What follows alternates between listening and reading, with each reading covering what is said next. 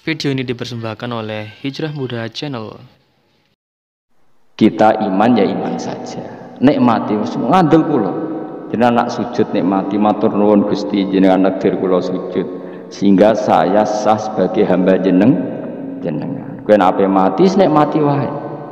Gusti kula wangsul teng jenengan zaman teng donya ya sing ngurusi jenengan, mengke setelah mati ya sing ngurusi jenengan. Zaman saya hidup ya enggak tahu cara ngurusi diri saya sendiri. Ketika saya hidup juga kita tidak pernah tahu bagaimana jantung bekerja, paru-paru bekerja, yang ngelola roh ya enggak tahu. Zaman kita hidup yang jenengan kelola, setelah mati yang jenengan kelola, sama saja Gusti. Jenenge inna sholati wa nusuki wa mahyaya wa mamati lillahi rabbil alamin. Itu bagus. Terus mati anak-anak eling ya nangis, bojomu ya sing nangis sak kadare ya sudah selesai. Nak kowe tangisan Cina nak disiksa mungkar nakir, tapi nak kowe wong soleh tenan wali kan ketemu mungkar nakir dia pengalaman baru.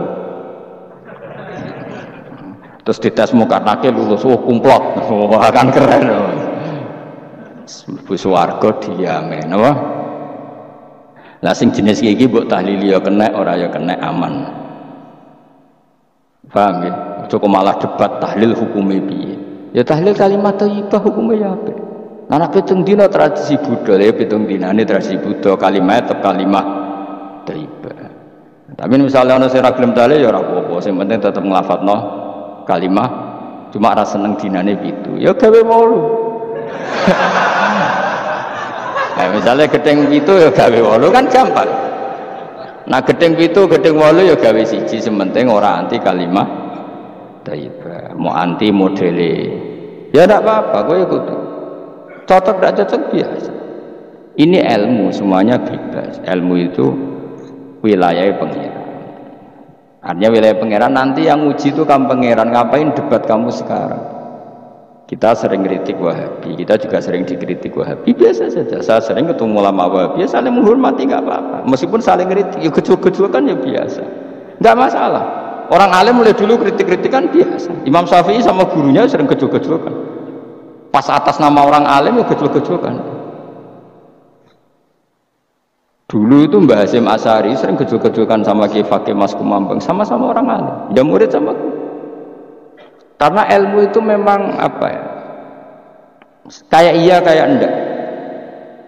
Nah yang ilmu absolut pasti sepakat. Misalnya tadi, apa kalimat thayyibah itu selalu baik? Pasti selalu baik. Ya sudah. Nah nanti cara kaifiyah melafatkan itu orang yang bisa berdebat. Baiknya dilafadzkan kapan? Ya baik terus, tapi selalu ada pantangan. Misalnya di kamar mandi, saat jima misalnya. Itu kan pantangan-pantangan secara etika, no? Pantangan-pantangan apa? Tapi kalau ilmu sebagai ilmu itu biasa dulu. Ulama-ulama berbeda itu. Kalau gejol-gejolkan ya ulama dulu itu lucu. Misalnya sama tak beda, andai kan kamu jadi kiai. Kira rasa jadi kiai. Baik mana anak-anak kecil di waro kamar wong tua apa dipisahkan. Andai kan kamu punya pondok, milih mana? Anak kecil disamakan kangkang besar apa dipisah? Mus jawab, ki milih di warna apa dipisah? Dipisah. Nah kowe hen. Dipisah. Lu akeh sing dipisah. Ada yang bilang di warna. Kalau di warna itu memang kalau dipisah itu resikonya sing kecil mentali cilik terus. Mergo ora ono sing didik sing tuwa. Nak diwarno kadang sing cilik, sing tua kan suaya rabi men bakas rabi, cilik katut bakas rabi bahaya. Utawa suwali sing cilik melok main game, sing tua melok main game mergo katut cah cilik. Lha iku jenenge istihad, sama-sama apa? Sama-sama apa? Mungkin. Sehingga dulu itu pernah ada wali itu karena sholat jamaah itu di shaf akhir. Yang shaf awal wali karena sering shaf awal, yang shaf akhir ya ada yang jadi wali. Yang shaf awal nggak terima, kenapa kamu jadi wali padahal kalau sholat di shaf akhir? Jawabnya, saya itu malu sama Allah, kok kepedean betul kok di depan. Tapi kok jadi niru lagi mau cerita. Cek pede nih, enggak ngarep.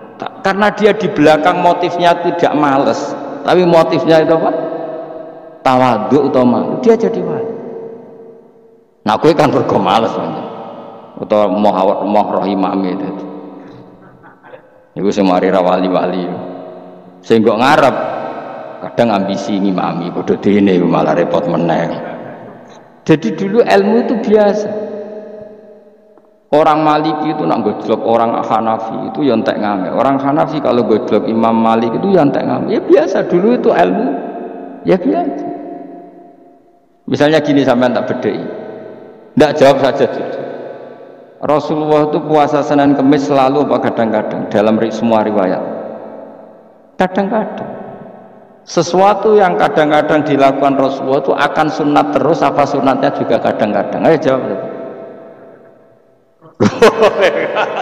Wah, akeh sing sarap ya. Rasulullah itu puasa Senin Kamis itu kadang-kadang apa terus? Kadang-kadang. Ini sudah pasti benar. Sesuatu yang pernah dilakukan Nabi kadang-kadang itu menjadi sunat terus apa sunatnya juga kadang-kadang terus. Nah sekarang sebetulnya hadis kunut itu semuanya sepakat. Rasulullah kunut itu ya ahyanan kadang-kadang. Nah sesuatu yang pernah dilakukan Nabi kadang-kadang itu akan menjadi sunat terus ila yaumil. Maka Imam Syafi'i milih kunut terus. Abu Hanifah enggak. Bahaya kalau sunat kok dilakukan terus nanti dikira wajib. Sehingga Abu Hanifah tidak kunut. Dan itu ya biasa ketemu gitu. Imam Syafi'i kalau sholat di masjid Abu Hanifah itu tidak kunut.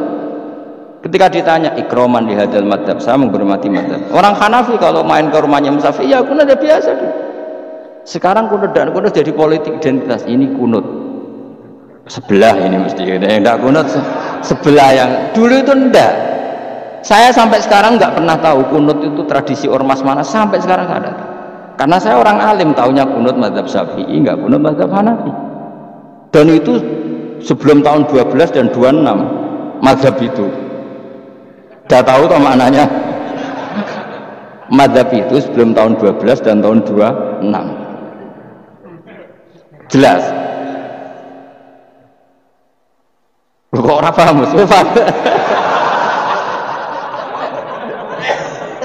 Jadi dulu lama ya biasa perdebatannya gitu. Apakah sesuatu yang pernah dilakukan Nabi secara ahyanan itu sunat terus apa sunatnya juga ahyanan sekali tempo? Jawabannya apa? Terus. Tapi kalau terus bahaya, nanti yang sunat dikira wajib. Lah yang berpikir gitu Abu Hanifah, yang berpikir terus Imam Syafi'i. Ya sudah akhirnya jadi seperti ini. Dulu itu enggak jadi politik identitas, saling menghormati. Imam Syafi'i itu Abu Hanifah sudah kabundut, pernah sholat di masjid Abu Hanifah tidak kunut. Ketika ditanya ikroman li hadzal madhab, saya menghormati madhab ini. Entah angen-angen nak kunut terus nggak dikira wajib. Orang-orang Hanafi kalau ke rumahnya Imam Syafi'i di komunitasnya juga kunut. Ya sudah biasa dulu seperti itu. Makanya kita ini harus ngaji. Dulu itu biasa ulama gejol-gejolkan perkara madhab kayak yang saya contohkan tadi. Orang yang membatalkan puasa lewat jima itu kan sanksinya sanksi ini karena jima apa karena hadku hormati Ramadan bihuri usrin syar'iyyin, merusak kehormatan Ramadan tanpa udzur syara'. Cara Imam Malik karena merusak Ramadan tanpa udzur syara' sehingga gak jima pun hukumnya sama. Yaitu misalnya makan tanpa udzur, ya hukumnya sama. Kenapa sama? Jima istri hukumnya apa? Halal apa haram?